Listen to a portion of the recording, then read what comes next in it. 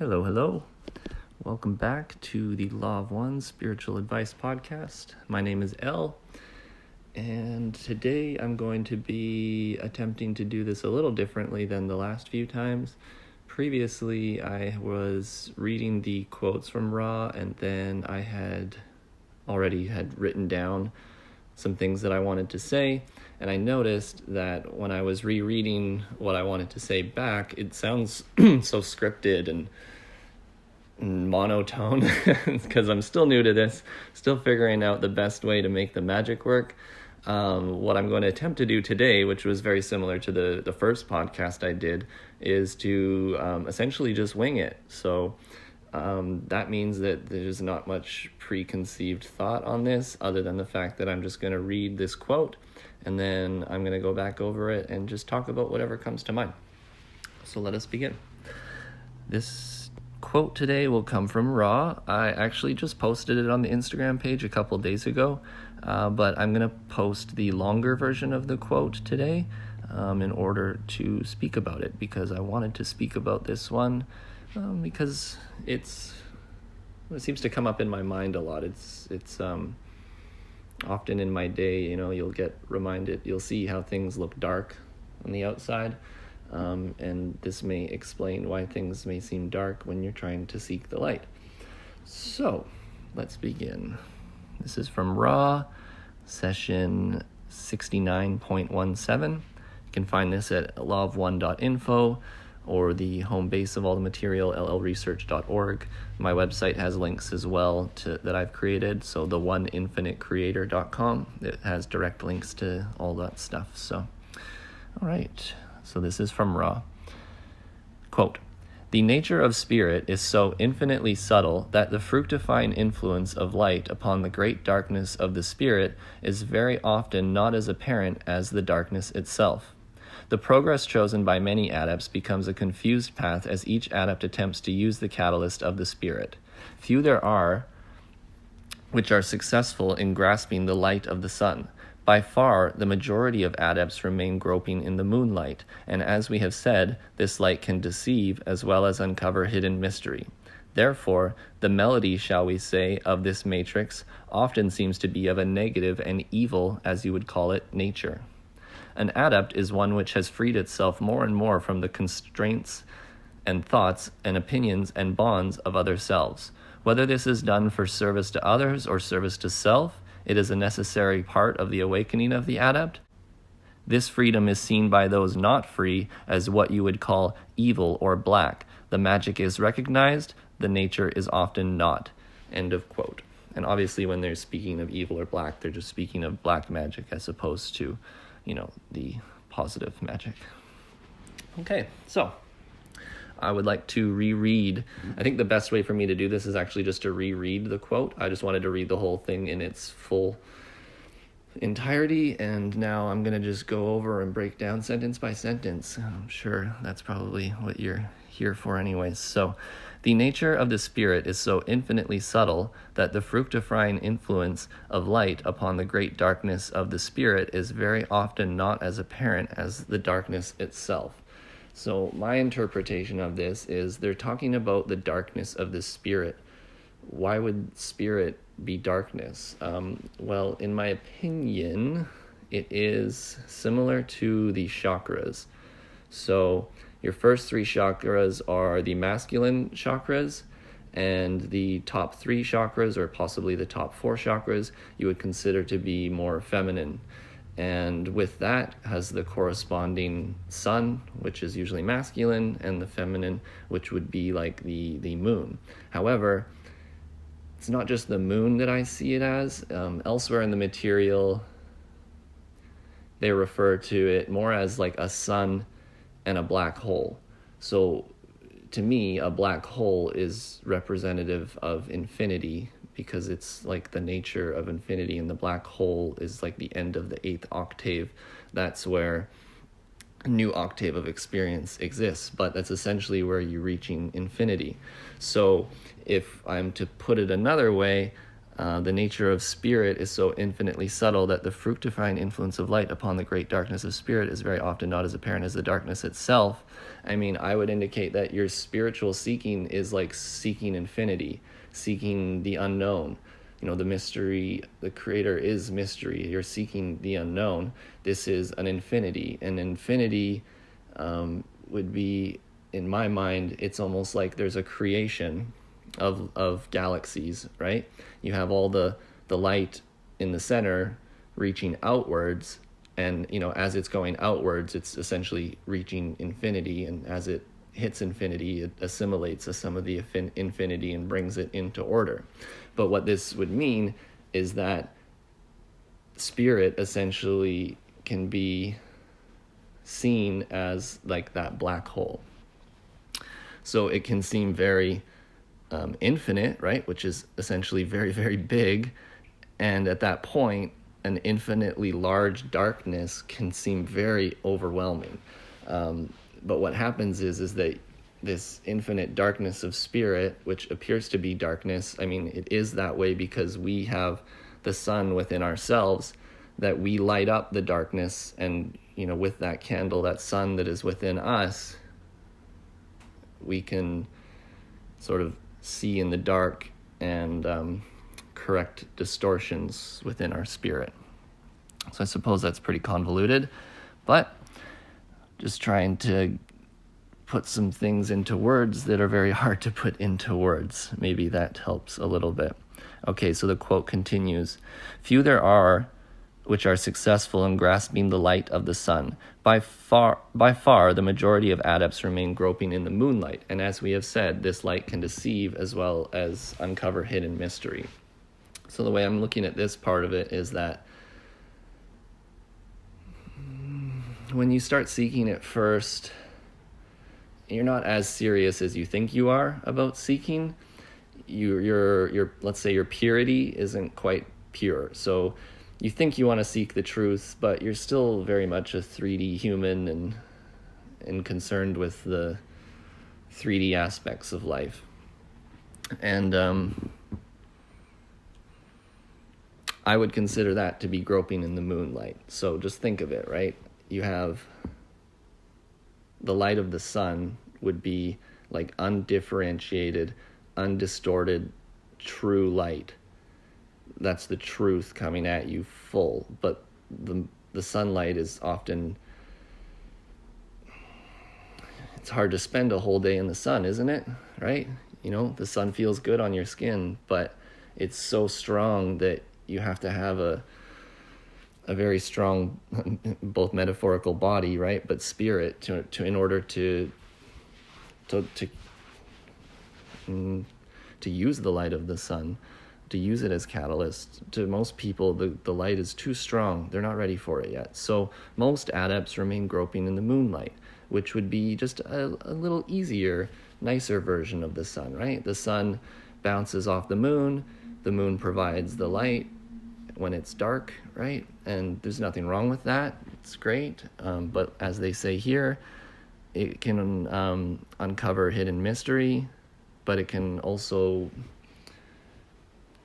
deceive, because those who spend time in the moonlight, I mean, the negative entities use the shadows of the moon to deceive us. And so only, you may find truth when you're using the light of the moon and you're seeking, maybe not being completely pure, but at the same time, you're going to get distorted version of light. You're not going to get the entire truth. You'll get some truth and you'll get some lies, and you'll get a bit of a mix. So, eventually you kind of get sick of that and you lay down your earthly body and your earthly desires and intentions, and you say, thy will be done.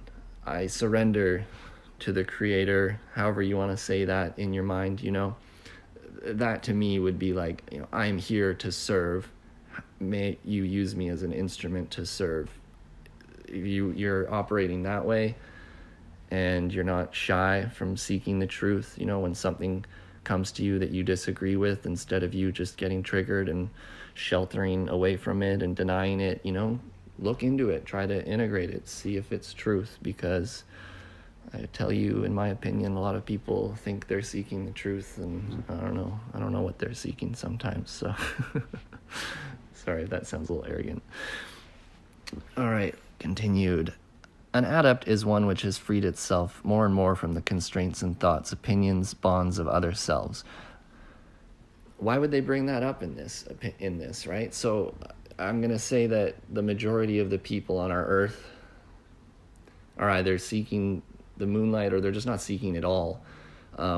So when you're out there trying to radiate the light of the sun to somebody who's afraid of the sun, you're going to get a lot of negative feedback, and you're also going to get a lot of people who are wanting to keep you in that box, right? They've created this idea of their reality, their perspective, and for you to come in and disturb that reality, that's something that you're doing to them. And I suppose you're doing that on purpose, but at the same time, now you have to be subject to the way that they feel, which is that their perception is correct, your perception is incorrect, and now they're going to try to convince you of their perception to, keep their box feeling safe that they've created for themselves. It's like the more people that agree with them, the more they feel that they're right, and the more they don't have to question the universe and life and all them deep questions that you probably ask yourself, that maybe those questions scare them. So why they would mention it is because in order for you to seek the light of the sun, or even honestly just to even the groping in the moonlight, you're still going to get kickback from others. So that's why they're stating here, you're going to have to remove you have to remove your care about what other people think about you. It sounds terrible, like you're trying to serve others. Shouldn't you care what they think about you? Well, you absolutely should care. But at first, you don't know your true desires. You don't know yourself. So you need to disconnect from those people and those thoughts just temporarily, so you can go and seek the heart of self, figure out what life is to you, what truth is to you. Disregard all the boxes people want to put you in. This is a universe of infinity. That means infinite possibilities. So you need to go and explore those infinite possibilities, figure out who you are. Then you can come back and you can listen to the thoughts of others, but you can have a more unattachment to their thoughts. Like, it's not to say that when other people tell you things, they're always incorrect. People have things to say to you, and a lot of those things may be true and a lot may be untrue. But all people can really do is tell you what they think is true. So it's up to you to determine, hey, is what they have to tell me true? Maybe it is, maybe it isn't. However, at the same time, if what they have to tell me I believe is untrue, I'm not going to sit on it and try to convince them that, hey, don't you dare think of me this way. I don't care what you think of me. You go ahead and think of whatever the hell you want of me. I'm going to keep doing what I'm doing. I'm attempting to serve. I know my intentions. You don't know my intentions. So, you do you. I'm going to do me. Thank you for your service and attempting to share with me your perception. But I see things otherwise, and I think that's totally fine. We can both live our lives with thinking differently. So,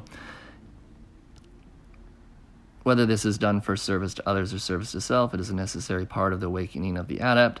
I mean, they're just saying, you could also separate yourself from others in the service to self perspective, which would be to, be more and more separate. So instead of pulling away from everybody and coming back to them, the service to self people would pull away from society and the thoughts of others, and then just keep doing that and only go back into society to manipulate and enslave others and use them to benefit the self.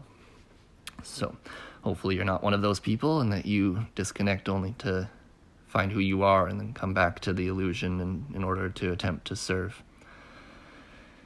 Yeah, this freedom, they indicate here, this freedom is seen by those not free as what you would call evil or black, as in black magic. The magic is recognized, the nature is not. So, to be seeking infinity, the first distortion of the law of one is free will. And when you know that you have free will, and other people can't control your free will, right? When you know you are free and you make your decisions and you are your own authority in your life, or possibly the creator's your only authority in life, there's nobody that's between you and the creator that's going to authoritatively tell you how to live and how to feel and how to think. A lot of people, that upsets them, right? They'll see the magic and they'll just call it evil. They'll be like, hey, that's evil. But they if they're being, I suppose, honest, or if their perspective was a bit more widened, they would see the difference between being free to do essentially white magic, service to others, or whether you're doing that in order to become more separate, and in order to use that freedom to enslave each other, to serve the self would be the easiest way to put it. So yeah, those are all very related, right? Culture wants to look at you being free, call that black magic, you're evil, everything you think is wrong, you're crazy, etc., etc. So be it. Those aren't the people particularly that I'm here to serve. I've been doing this for quite some time, like sharing spiritual philosophy with others. And the more you do this, you'll realize that you don't need to convince people of your side. It's better just to wait for people to ask you their side, and then you can share it with them. It's going to be way easier on you, less hard on you. You're not a savior of anybody. You don't need to save other people. It's not. It's a positive thing to think that you do want to help others, and you should try to serve them to the best of your ability. Put yourself in their shoes, but in the end, they have their free will to live as they will, and they will do that. And I would just suggest to you, if you're trying to reconcile that, I would indicate that, look, if you seek, you will find. Knock on the door and it'll be open. Ask and it is given, right? All those awesome cliche things you hear. If somebody wants to know the truth, it will find them, and the universe will use you as a part of that equation. If it's necessary, they will route that person to your life so that you may share those things with them. So it doesn't always mean that you need to be going out of your way to try to convince everybody of this and that. You can just do your thing, work on you. You're part of oneness of the universe. As you heal yourself and attempt to seek the truth, you radiate that out to the entire universe, and you're doing perfect. So that is all I have to share on this topic today. And I wanted to thank you, that one commenter who mentioned that I sounded a little too robotic in all my previous podcasts, as opposed to these ones where they're just more free-flowing.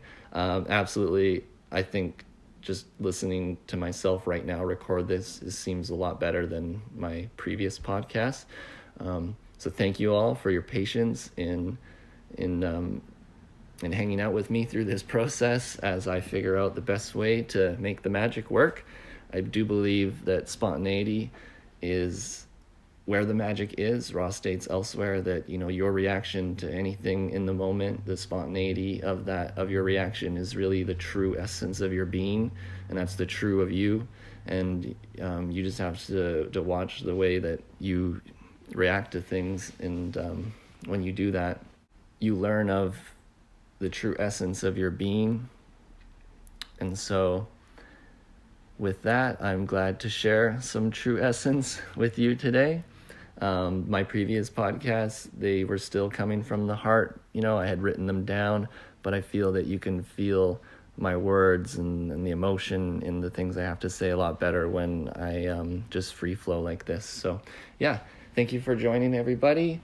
My website, www.theoneinfinitecreator.com. You can help me out there on my Patreon if you'd like, or one-time PayPal donation if you can. If you can't, no problem. I'm just here to freely give, but I'm also here to freely receive, and I absolutely appreciate it. So thank you so much for tuning in, everybody. I hope this podcast had a little bit more magic than the previous ones. I hope you have a great weekend, and we will be back Monday with another one of these.